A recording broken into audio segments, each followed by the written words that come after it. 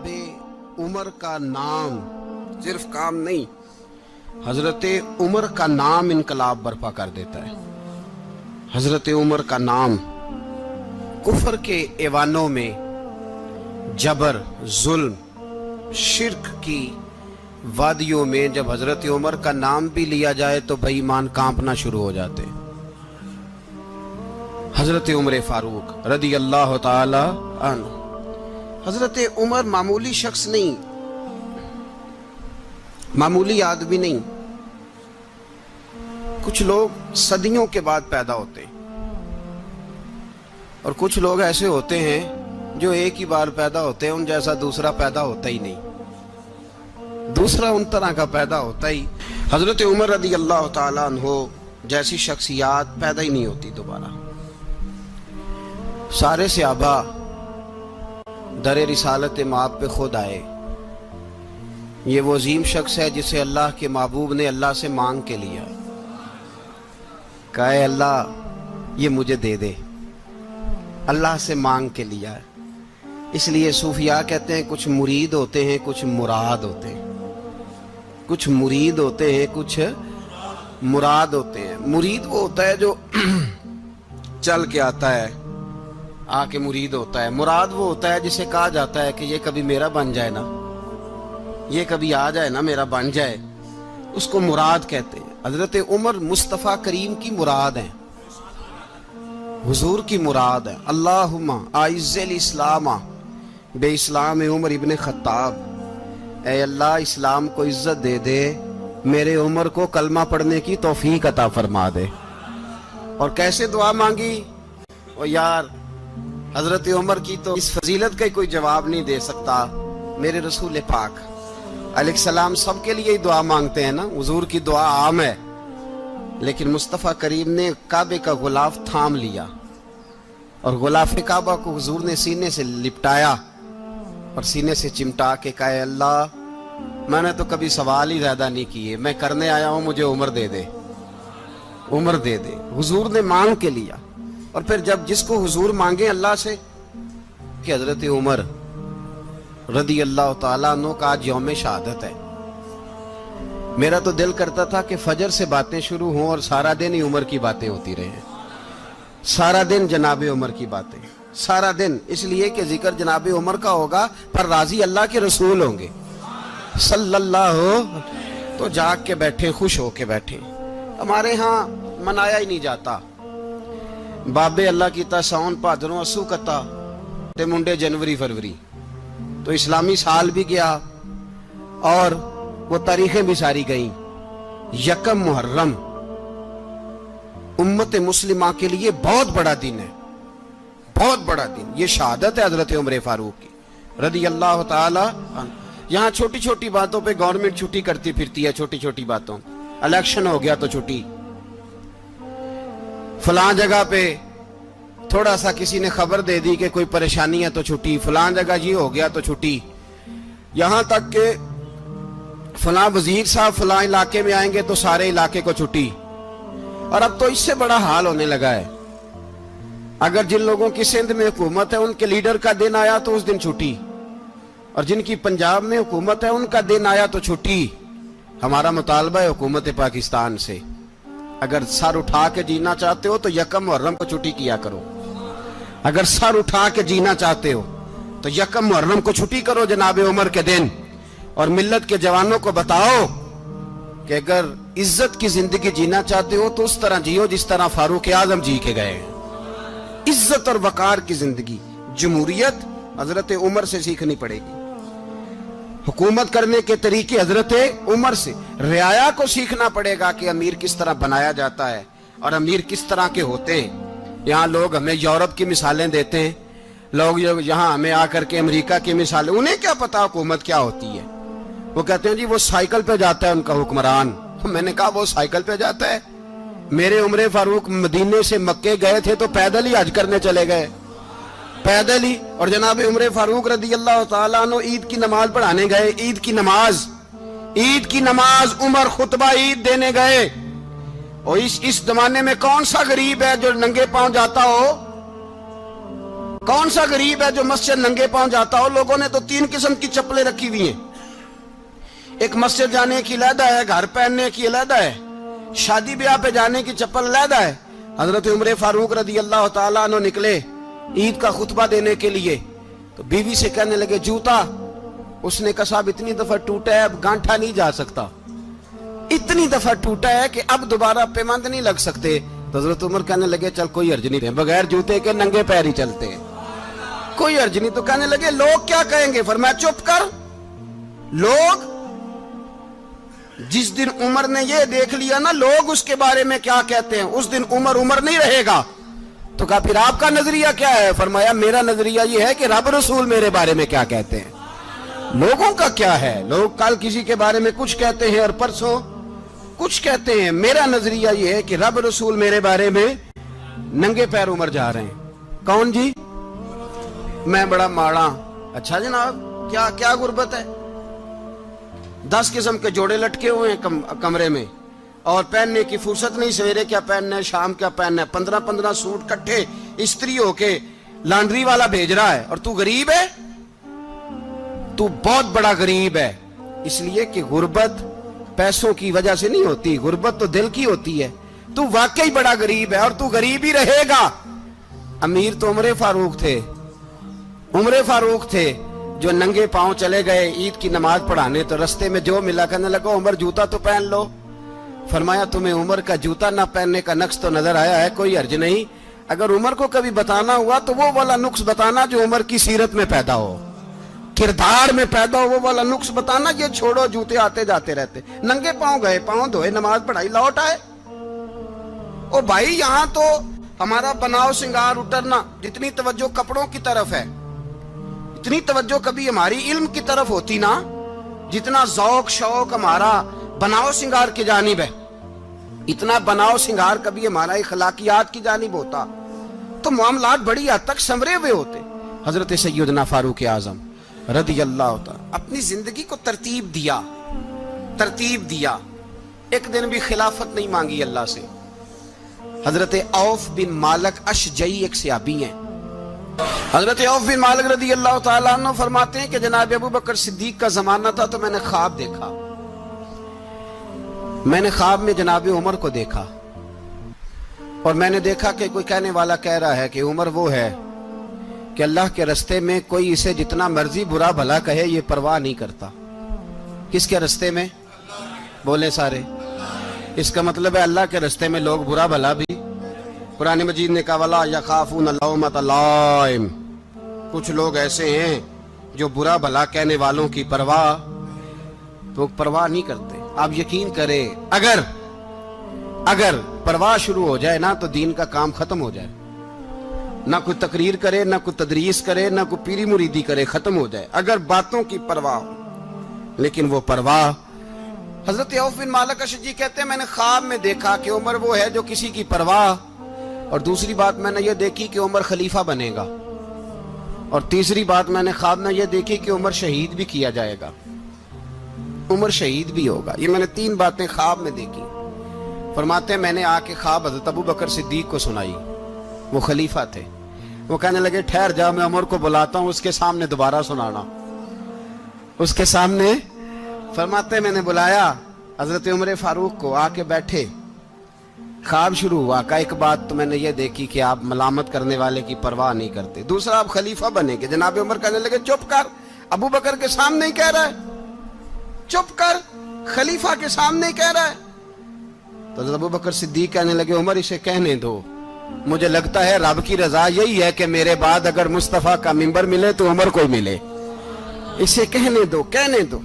یار یہاں تو لوگ ڈینگے مارتے ہیں، یہاں تو لوگ دعوے کرتے ہیں میرے سامنے فلانے کو بھی بٹھاؤ، فلانے کو بھی بٹھاؤ، اس کو کیا پتا، اس کو کیا پتا، یہ تو بڑکے مارنے کا دور ہے۔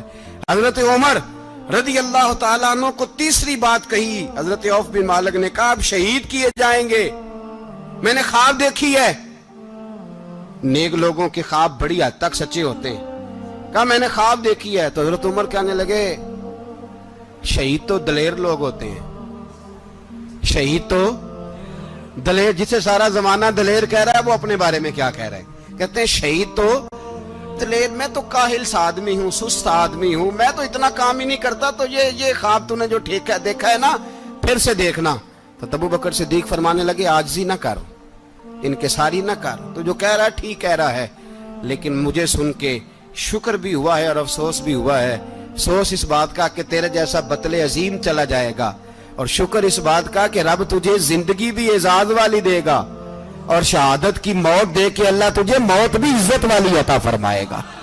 اللہ موت بھی تجھے عزت والی دے گا، تجھے کاہلوں جیسی موت اللہ۔ حضرت فاروق اعظم رضی اللہ، بھائی یہاں تو اس زمانے کا سب سے بڑا مسئلہ پروٹوکول ہے۔ لوگوں پتہ ہوتا ہے کامل پیر ہے، کامل مرشد ہے، لوگ نہیں جاتے۔ میں کسی کا مرید ہو جاؤں، میرا پروٹوکول کدھر گیا؟ پتہ ہوتا ہے یہ کامل استاد ہے، میں اس کے پاس بیٹھوں گا تو میری تربیت کرے گا، لیکن لوگ شاگرد نہیں بنتے۔ میں کدھر گئی؟ یہ جو پروٹوکول کی مصیبت ہے نا، اس نے بڑے بڑے لوگ زیرو کر دیے، بڑے بڑے لوگ۔ اور یہ مت سمجھے کہ آپ کا وزیر اعظم پروٹوکول لیتا ہے یا آپ کا صدر پروٹوکول، وزراء، ایسی کوئی بات نہیں۔ ہم چھوٹے طبقے سے لے کر بڑے سارے پروٹوکول کے قائل ہیں۔ ہمارا تو داماد بھی کہتا ہے کہ مجھے پوچھا نہیں، میں تمہارے گھر کیوں آؤں۔ ہمارا تو بھائی ہر شخص اعلان کرتا ہے پروٹوکول کا، فلانے نے عزت نہیں دی تو واپس آ جاؤ، فلانے نے سلوٹ نہیں کیا تو واپس آ جاؤ۔ لوگ جہاں سلوٹ کرنا چاہیے وہاں بھی سلوٹ کرانے کے قائل ہیں۔ پر حضرت عمر رضی اللہ تعالی، حضرت عمر کی سادگی اور پھر جناب عمر کی عاجزی، جب انسان اپنے اوپر سوار کر لیتا ہے نا، سوار کر لیتا ہے، میں بدکار پرانا خادم، کسے در ملی نہیں ٹوئی، تے واصف یار نے نظر جو کی تھی تے واصف ہی۔ میں اکثر سوچتا ہوں حضور نے جہاں بھی کہا نا، فرمایا میرے بعد نبی ہوتے تو خطاب کے بیٹے عمر ہوتے۔ حضور نے فرمایا عمر جس رستے سے جاتا ہے شیطان وہ رستہ بدل جاتا ہے۔ نبی پاک صلی اللہ علیہ وسلم نے فرمایا میرا عمر وہ ہے کہ اس کی زبان پر حق جاری ہے۔ حضور علیہ السلام نے فرمایا 950 سال حضرت جبریل میرے عمر کی شان بیان کریں تو ان کی عظمت ختم نہیں ہوتی۔ 950 سال جبریل عظمت بیان کرے تو ختم نہیں ہوتی۔ یہ بات ہے حضرت عمر کی، اور فرمایا عمر ابو بکر کی نیکیوں میں سے ایک نیکی ہے۔ یہ شان ہے اب عمر فاروق رضی اللہ تعالیٰ عنہ کی۔ حضور نے فرمایا میرے بعد نبی ہوتے تو عمر ہوتے، جس گلی سے عمر آئے شیطان رستہ بدل جائے۔ میرے عمر فاروق کی شان 950 سال بیان ہو تو ختم نہ ہو۔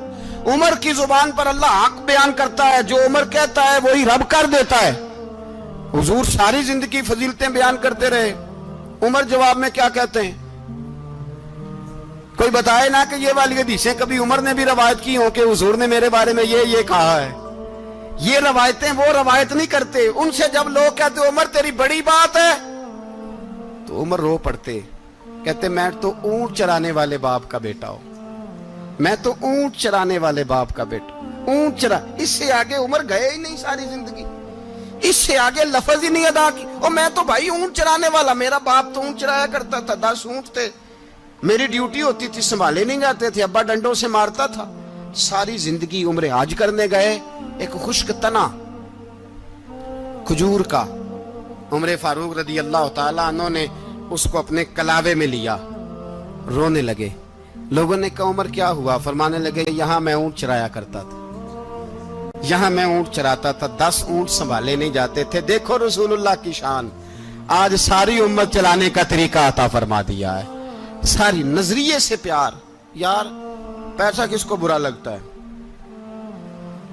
آپ جس آدمی کی 50 کروڑ کی پراپرٹی ہے اس کو پوچھیں سب سے غریب، آپ کو وہی نظر آئے گا۔ وہ کہے گا میں ٹائٹ ہوں، حالات بڑے۔ میں کئی باری پوچھے انہوں نے، میں کہتا ترجمہ بھی 10 چھڑوں کی، ہمیں تو سمجھ نہیں آتی، اور ٹائٹ حالات کون سے ہوتے ہیں جی؟ جس آدمی کا کروڑوں میں کاروبار ہے نا، اس کو آپ چھیڑے وہ رونے لگ جائے گا، رونے۔ تو کئی میں نے ایسے دیکھے ہیں کرائے کا مکان ہے، ان سے پوچھے صاحب کیا حال ہے، تو کہتے ہیں جتنی اللہ نے شان والی زندگی ہمیں عطا کی ہے کسی کو نہیں دی ہوئی۔ اس کا مطلب ہے خوشی بھی یہی ہے اور غم بھی یہی ہے، اندر سے خوشی ہے، اندر سے ہی۔ تو نے اگر راضی رہنا ہے تو ادھر سے رہنا ہے، ناراض رہنا ہے تو بس اپنے آپ کو خوش رکھے گا تو ہو جائے گا۔ سارے صحابہ مل کے آئے، کہنے لگے عمر فاروق سے کہنا ہے نبی پاک کے زمانے میں تو ظاہراً غربت تھی، ابو بکر کے دور میں بھی غربت تھی، اب تو بڑا مال ہے، عمر سے سفارش کرو کہ عمر نیا کرتا پہنا کرے۔ ملکوں کے سفیر آتے، عمر وہی پھٹی پرانی چادر اوڑھ کے اور وہی کئی جگہ پہ پیوند لگے سوٹ پہن کے سفیروں کے سامنے بیٹھ جاتا ہے۔ عمر کو مشورہ دو، طے ہو گئی بات۔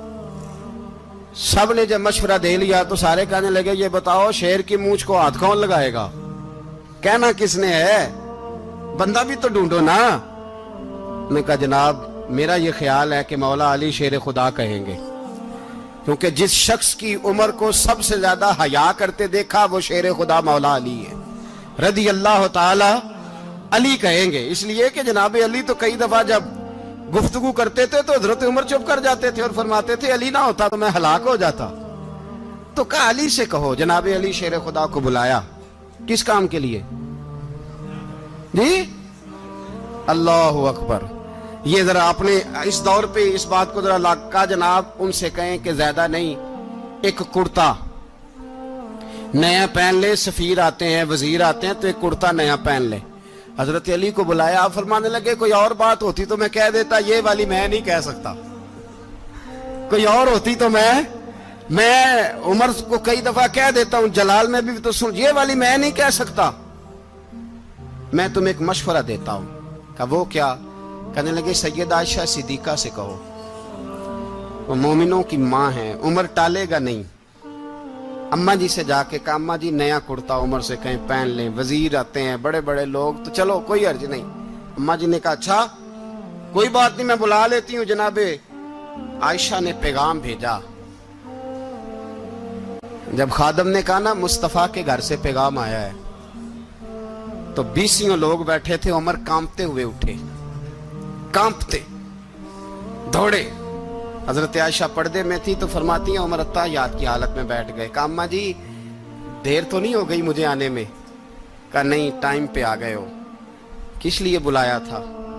کہا عمر دیکھو غربت کے معاملات اور ہوتے ہیں، جب اللہ آسانی دے تو کوئی چیز استعمال کرنا حرام نہیں ہوتی، اگر حرام ہے تو بتاؤ۔ کہا نہیں اماں جی حلال ہی ہے۔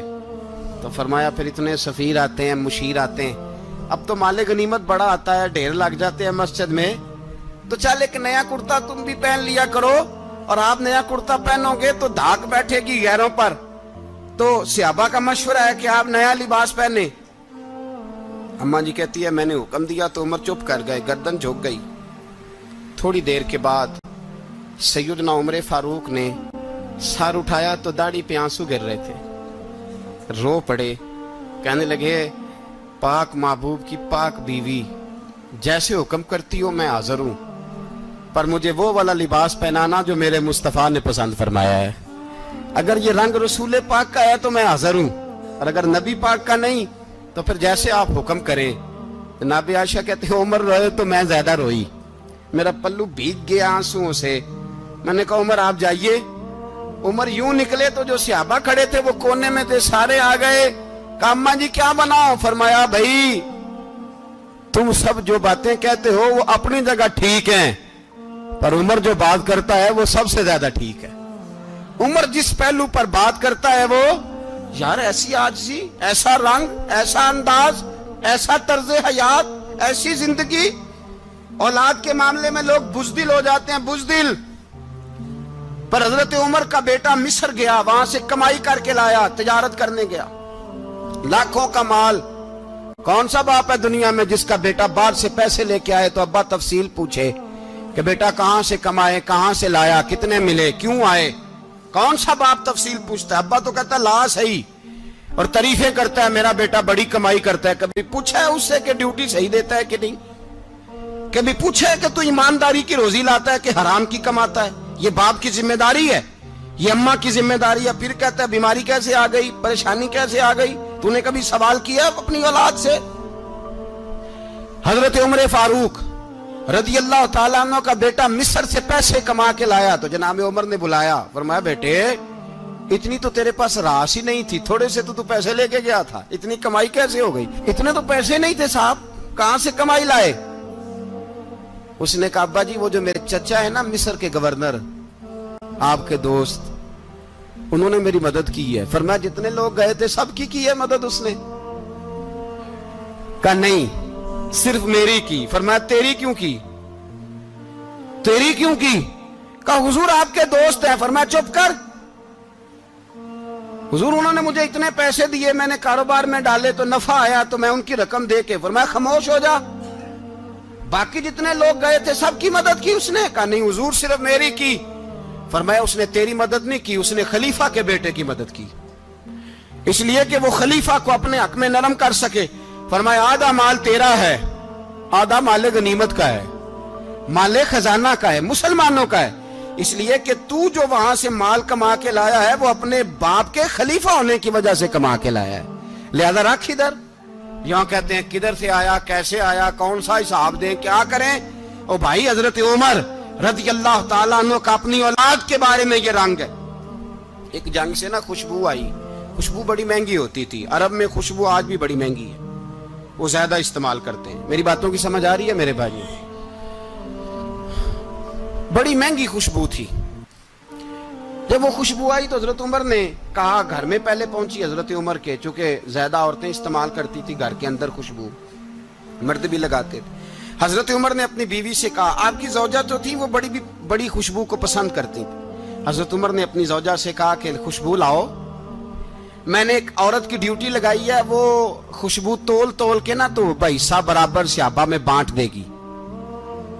تو آپ کی زوجہ کہنے لگی کسی بی بی کی ڈیوٹی لگانے کی کیا ضرورت تھی, میں جو موجود تھی میں بانٹ دیتی ہوں تول کے حصہ برابر. آپ نے فرمایا نہیں تو رہنے دے, وہ فلانی بی بی بانٹے گی. کہا حضور میں نے بھی بانٹنی ہے, میرے پہ کچھ شک ہے؟ آپ نے فرمایا نہیں تو تفصیل نہ پوچھ, تو خوشبو دے دے, کوئی اور بانٹے گی. خاتون خانہ تھی نا, کہنے لگی نہیں مجھے بھی آج آپ کو بتانا ہی پڑے گا کہ کوئی جو بانٹ سکتی ہے تو میں کیوں نہیں بانٹ سکتی. زوجہ کہتی عمر نے بات کی تو میری چیخیں نکل گئی. حضرت عمر فرمانے لگے جب تو خوشبو بانٹے گی نا تیرے ہاتھوں کو بھی لگے گی, تیرے دوپٹوں کو بھی لگ جائے گی. اگر رب کریم نے مجھ سے سوال پوچھا کہ عمر خوشبو تو مسلمانوں کی تھی, تیری بیوی کے دوپٹے کو کیوں لگ گئی, تو میں اللہ کے حضور کیا جواب دوں گا؟ اگر اللہ نے یہ سوال کیا کہ تیری بیوی نے کیوں لگائی, وہ تو حصہ تھا مسلمانوں کا, تو نے تیری بیوی نے کیوں لگائی؟ تو فرمایا میں نہیں چاہتا کہ اللہ کے حضور مجھے اور تجھے باز پرس ہو, لہذا کسی اور کو بانٹنے دے.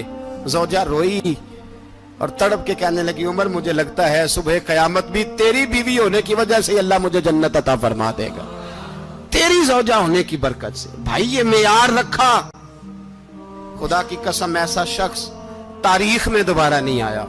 اتنا بڑا آدمی, اتنا بڑا شخص, اتنا بڑا آدمی, اور پھر رنگ یہ ہے کہ عمر 22 لاکھ مربع میل کا حکمران, 22 لاکھ, اور کھجور کے درخت کے نیچے مٹی کا ڈھیلا لے کے سو گئے ہیں, پرواہ کوئی نہیں, کوئی مسئلہ ہی نہیں. 2 غلام ساتھ بیٹھے تو ایک روٹی حضرت عمر نے گھر سے منگوائی, تھوڑا سا سرکہ, تو غلام کہنے لگے ہم نے بھی کھانی ہے. فرمایا کوئی حرج نہیں, روٹی کو پیٹ بھر کے کھانا ضروری تو نہیں, 3 حصوں میں بانٹ لیتے ہیں. ایک آدمی آیا ہوا تھا مصر کا رہنے والا ملنے کے لیے, اس نے پوچھا عمر کدھر ہیں, تو کہا وہ ادھر جاؤ مسجد میں بیٹھے ہوں گے. اور واپس آیا تو کہنے لگا وہاں تو 3 غلام بیٹھے ہیں, ایک روٹی بانٹ کے کھا رہے ہیں, لگتا ہے کئی دنوں سے روٹی نہیں ملی.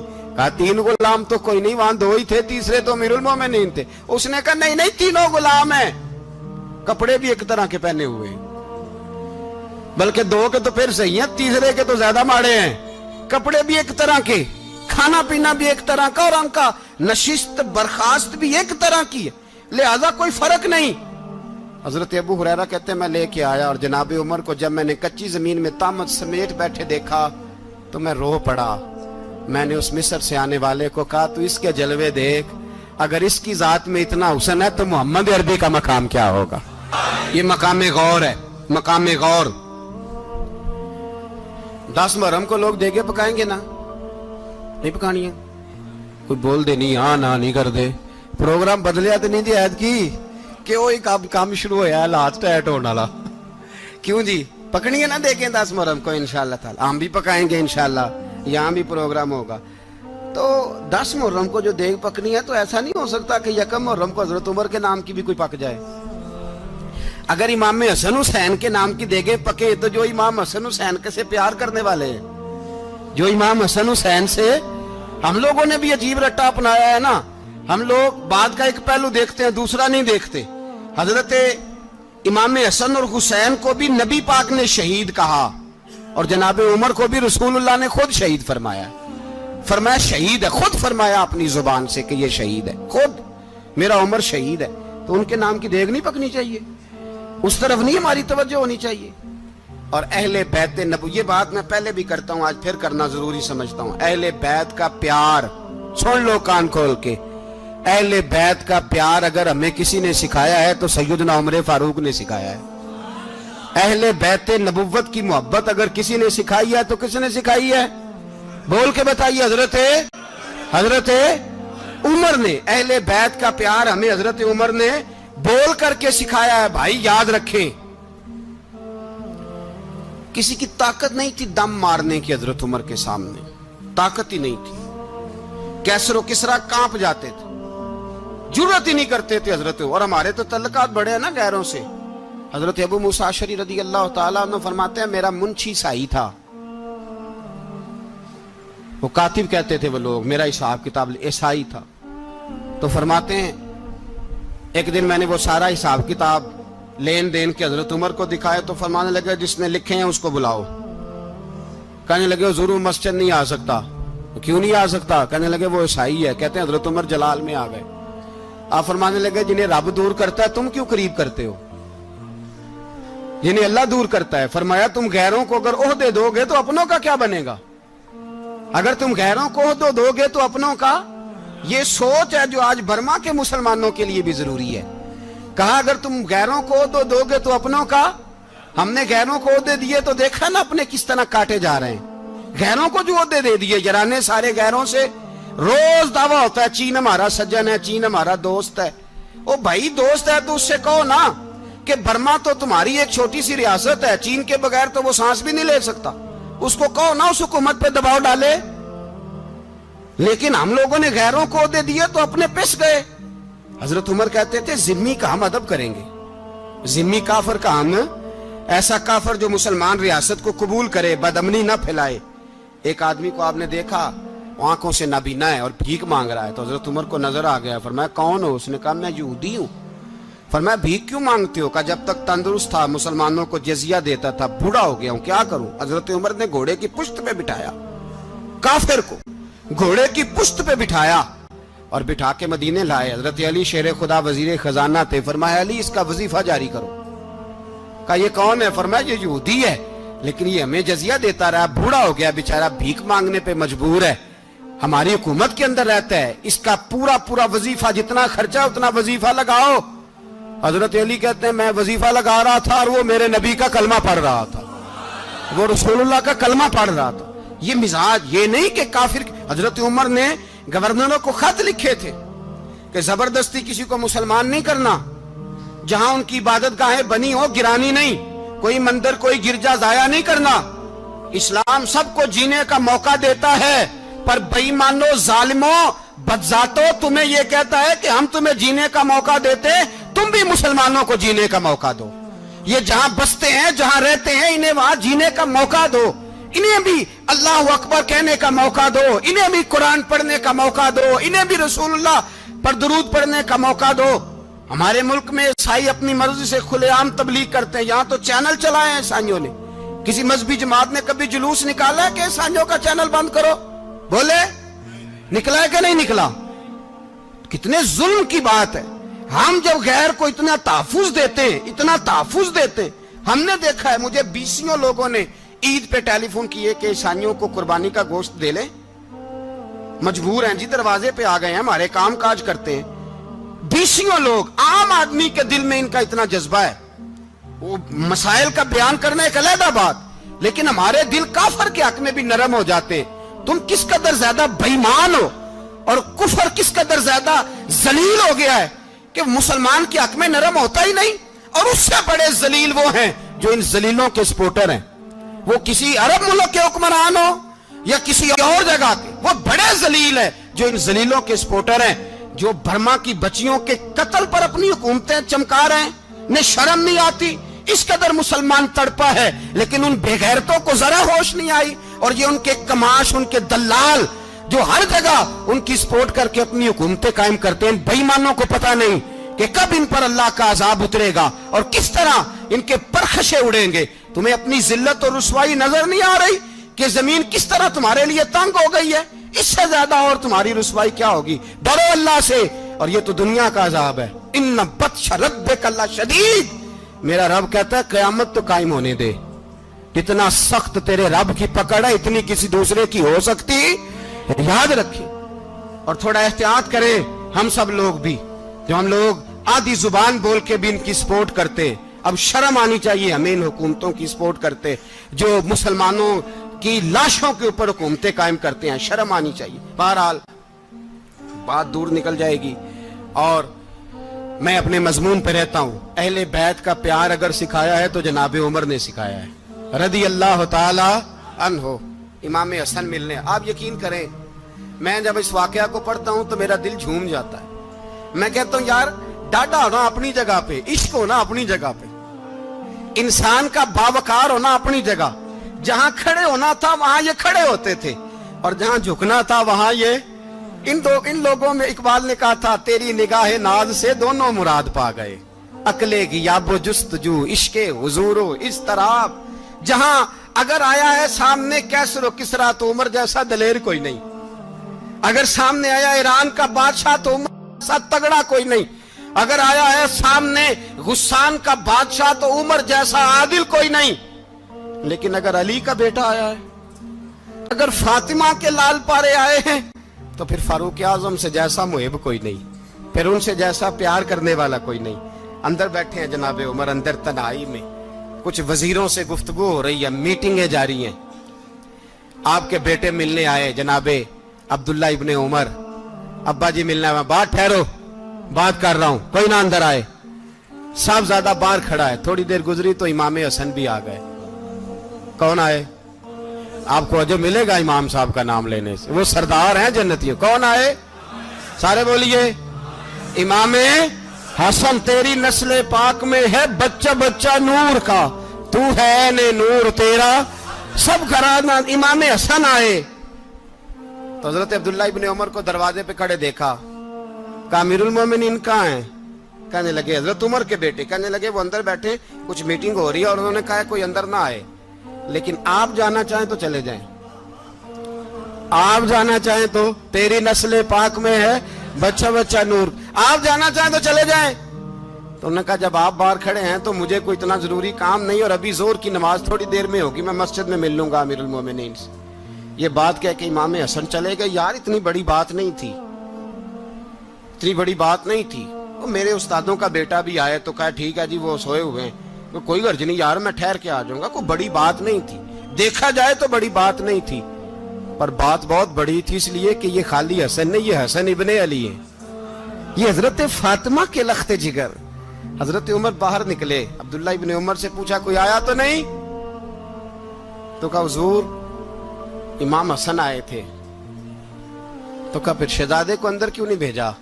कहा मैंने कहा था। वो कहने लगे अगर अमीरुल मोमिनीन मसरूफ हैं तो मैं जोहर में मिल लूंगा। हजरत उमर रोने लगे, फरमाया बेटे तूने अच्छा नहीं किया। फिर मस्जिद नहीं गए, सीधे इमाम हसन के दरवाजे दस्तक दी।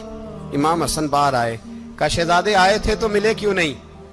तो इमाम हसन कहने लगे हुजूर आपका अपना बेटा दरवाजे पे खड़ा था, आपका अपना बेटा दरवाजे पे खड़ा था, और मना भी किया था आपने, तो मैं जोर में मिल लेता।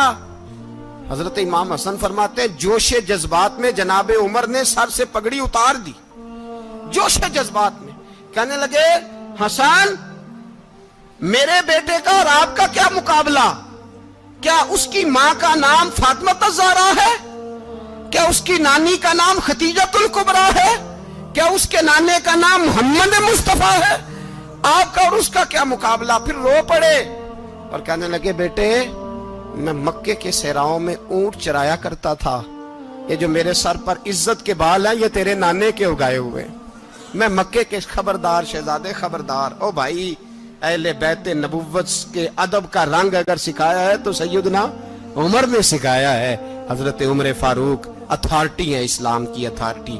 यकम मुहर्रम हजरत उमर की शहादत है।